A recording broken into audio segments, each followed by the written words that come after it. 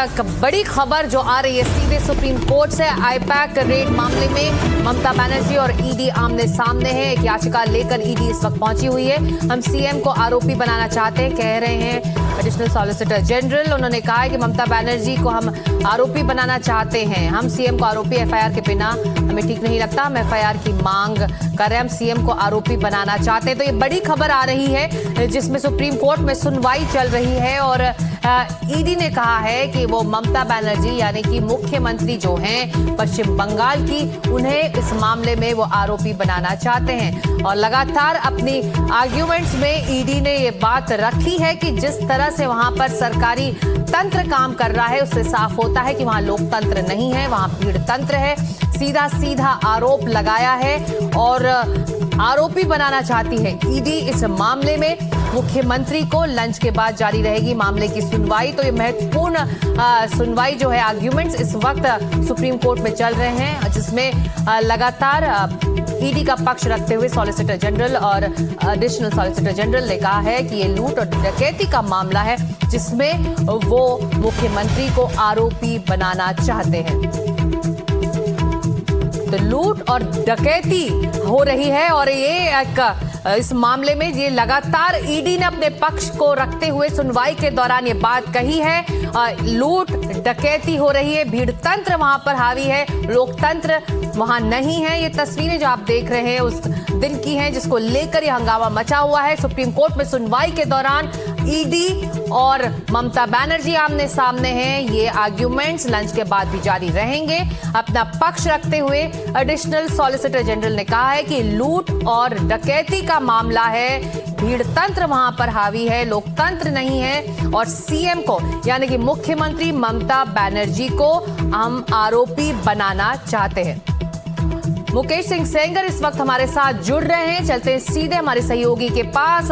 मुकेश, ये बड़ा मामला है जिस पर निगाहें हर तरफ से हैं, पश्चिम बंगाल से लेकर दिल्ली तक, और बहुत ज्यादा इसके राजनीतिक मायने भी हैं। लेकिन सबसे बड़ी बात इस वक्त एडिशनल सॉलिसिटर जनरल ने अदालत से कहा है कि वो इस मामले में मुख्यमंत्री ममता बनर्जी को आरोपी बनाना चाहते हैं।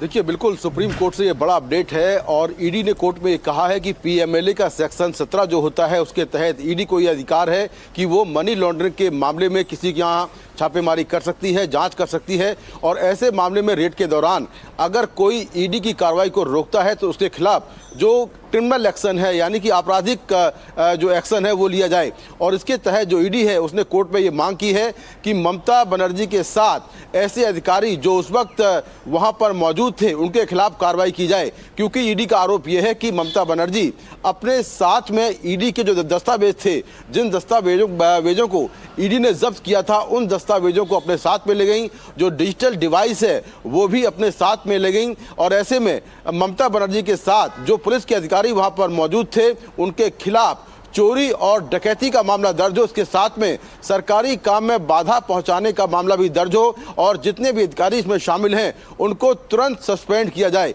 तो ईडी ने ये जो पूरी दलीलें हैं वो कोर्ट में दी हैं। अभी सुप्रीम कोर्ट ने पूछा है कि आखिर जो कोलकाता हाई कोर्ट है वहां पर इस मामले की सुनवाई क्यों नहीं हो सकती है। तो कुछ ही देर में ये तय होगा कि आखिर इस मामले की सुनवाई आगे सुप्रीम कोर्ट में कंटिन्यू रहेगी या फिर आगे जो कोलकाता हाई कोर्ट है वहां पर इसकी सुनवाई हो सकती है। हालांकि सुप्रीम कोर्ट ने कहा कि वो इस पूरे मामले को लेकर ईडी ने जिस तरह के आरोप लगाए हैं वो काफी गंभीर आरोप हैं और ऐसे में वो नोटिस जारी कर सकते हैं, ये सुप्रीम कोर्ट ने कहा है।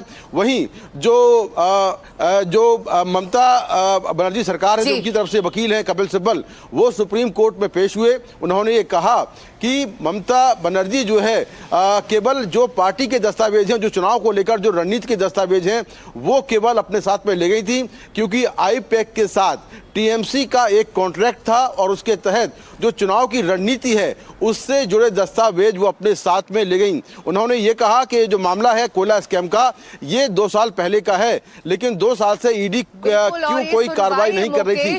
केवल लंच के बाद भी जारी रहेगी सुप्रीम कोर्ट में। ये अहम सुनवाई इस वक्त हो रही है आईपैक रेड मामले में। ईडी और ममता बनर्जी आमने सामने हैं। लंच ब्रेक से पहले आर्ग्यूमेंट करते हुए एडिशनल सॉलिसिटर जनरल ने कहा है कि वो इस मामले में मुख्यमंत्री ममता बनर्जी को आरोपी बनाना चाहते हैं। तो ये जो आर्ग्यूमेंट्स हैं इस लंच ब्रेक के बाद जारी रहेंगे।